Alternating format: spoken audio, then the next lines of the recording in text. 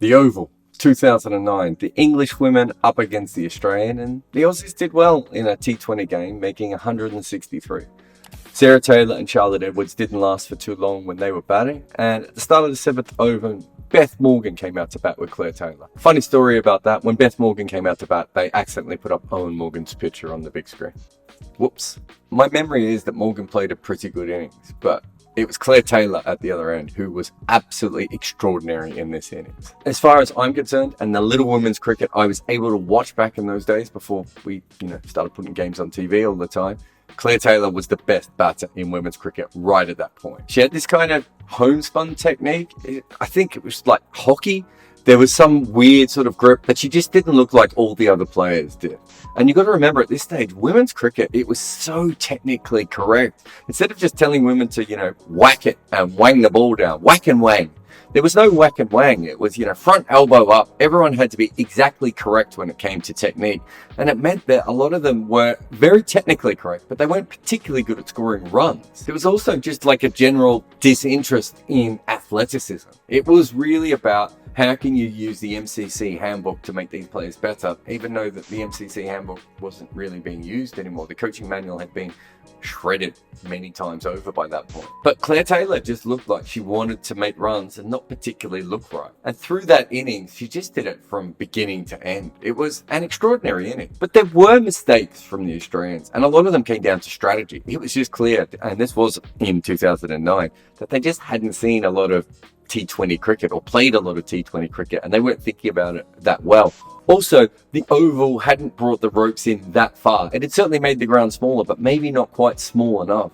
And the Australian women just could not stop Claire Taylor hitting the ball into the gap and running too. And her and Beth Morgan ran and ran and ran. And they chased Australia's total down easily in the end. There was a few balls to spare, but also 8 wickets in hand. And they did it really without that many boundaries, just by chipping and running and chipping and running. It was just brilliant batting. But the other thing that was really obvious is that the Australian women weren't quick enough in the field and also didn't have the arms that they needed to be able to throw the ball in to put any pressure on the runners. And this game, you have to know, I grew up watching women's cricket the very, very few times you were ever allowed to see it. I played in cricket teams that had women in them, and my old cricket club had a women's team that I would sometimes help out with a little bit of coaching for. I was all for women's cricket, but I didn't see much of it because you had to go to the grounds, and if it wasn't played at the MCG or near my home, I generally didn't go over there. But here I was at the Oval watching this game, and if there's one thing I learned that day, it was that I cared a lot about women's cricket because I was furious with the fact that the Australians didn't chop up their tactics a little bit, bring everyone in about 30 yards from the boundary, and really make England play a different style of game completely. But the important thing to remember is that women's cricket from that era was amateur. It was completely amateur. I mean, Taylor had a job. She obsessed over cricket in her spare time. And she stood out that day probably because of her obsession and because she didn't really play like anyone else of that era. But although she was an incredible player, she wasn't the most talented woman playing at that stage. I mean, Mithali Raj and Elise Perry were both in women's cricket at that point. I mean, they're both god-tier talents. And as good as Taylor was, she averaged around about 40 in Test cricket and 40 in ODI cricket. And this was probably her best T20 knock by a distance. But the thing with her is Claire Taylor was brilliant at maximizing her natural ability in what was obviously, and I think we all know this now, an incredibly flawed system. She just found a way to unlock it in a way that no one else really did.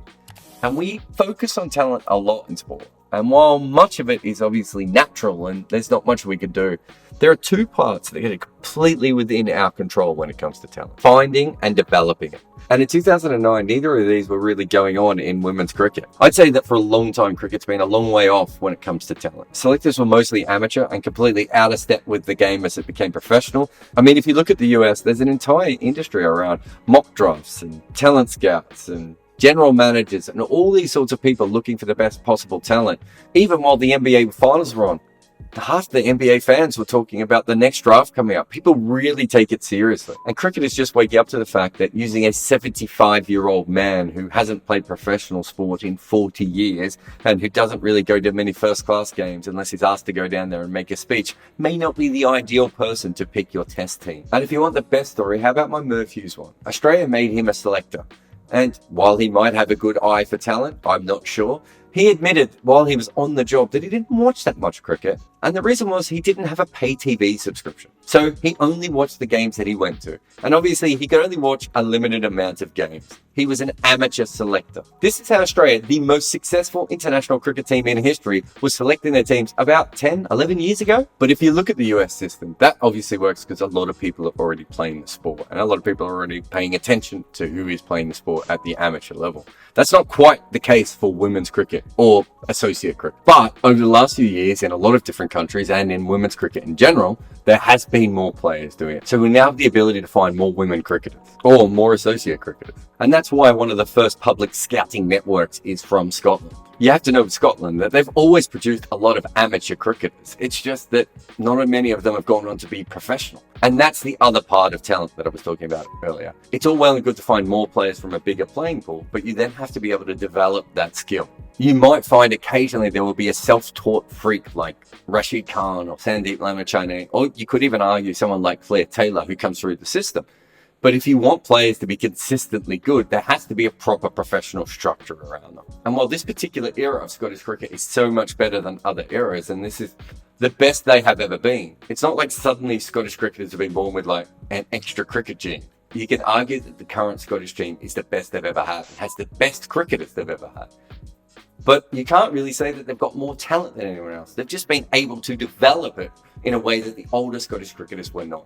Essentially, until very, very recently, Scottish cricket was completely and utterly an amateur sport. The current Scottish players have access to county cricket, more experienced coaches than ever before. They play a lot of cricket, and Scottish cricket is suddenly becoming far more professional.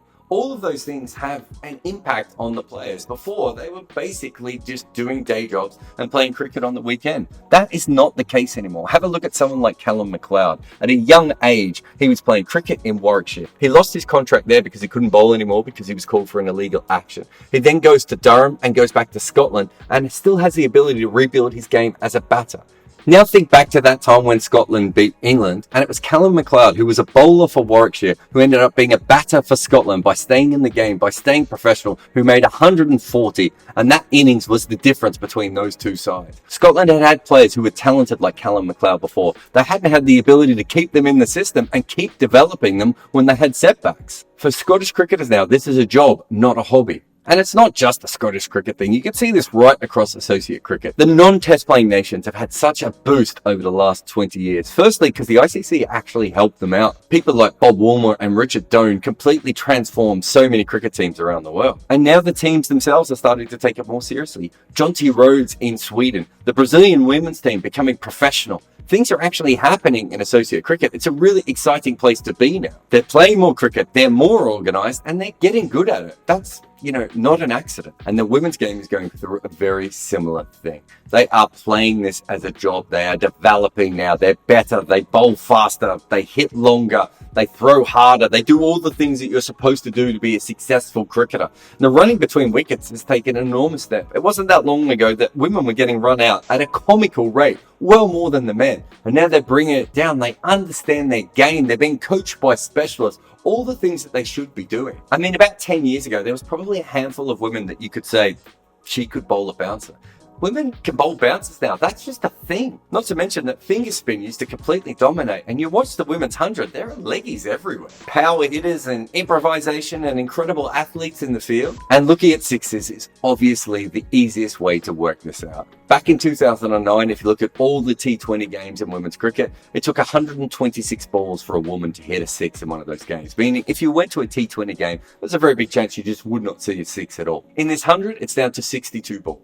And not just are they hitting more sixes. I saw Danny Wyatt hit a 6 over point in this 100 so far. That is not a shot that men could play not that long ago. And now the women are doing it. That is how much their game has developed. And it really is upskilling the entire sport. Professionalism has changed things. And it's not just about money. It's also about the structure and the thought process. And more women are coming through. The talent levels are not higher. There is just more talent. You couldn't have a Claire Taylor innings now where she just chips the ball into the gap and takes on fielders' arms over and over again.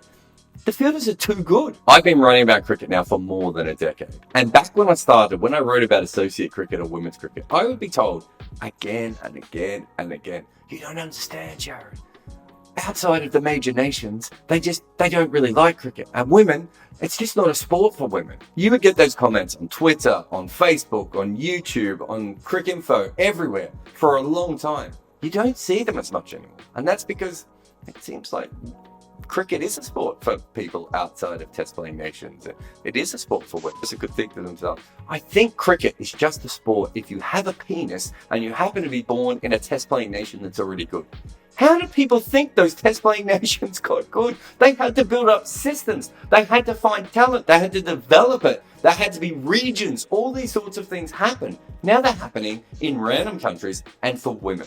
Like, go back to that game where Scotland beat England. Think about all the things that happened to build up for Scotland to be able to beat England. The players had to be used to facing top quality wrist spin, which luckily now exists in associate cricket. They also had to be used to fast bowlers, which again, there's lots of in associate cricket that they never used to be.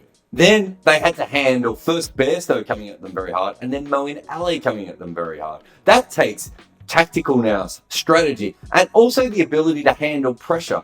Scotland had played a lot of high pressure games coming into that match against England. They didn't fold because they were used to being under that kind of pressure. And let's take it back to the Oval. I've only been to 100 games so far, and it was that first women's game at the Oval. And in many ways, it was just another cricket match, a new format and a bit of glitz and glamour. But it also showed the women's game in this rapid evolutionary ascent. The women's game is developing so much faster than the men's game right now. And while I was watching it, I was thinking the level of this game is just so much higher than I would have thought was even possible 12 years ago. The strategies, the power, the fielding, the running, hitting, bowling, like all of it. It was a different sport than I had watched at the Oval 12 years earlier. And the really weird thing about this, and I talked to Izzy Westbury, who'll be coming up on a podcast soon, but it's incredible to think that I was watching a domestic women's game. Domestic women's cricket is now so much better than international women's cricket was 12 years ago. And let me say this, I watched those two games at the Oval 12 years apart. And what I didn't say earlier was that game that I was at in 2009, that was a World Cup semi-final between England and Australia.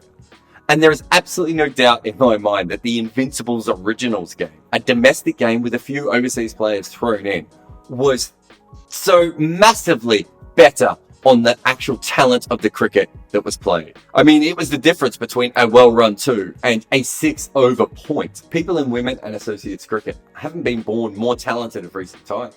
It's just that, now they get a chance to develop it.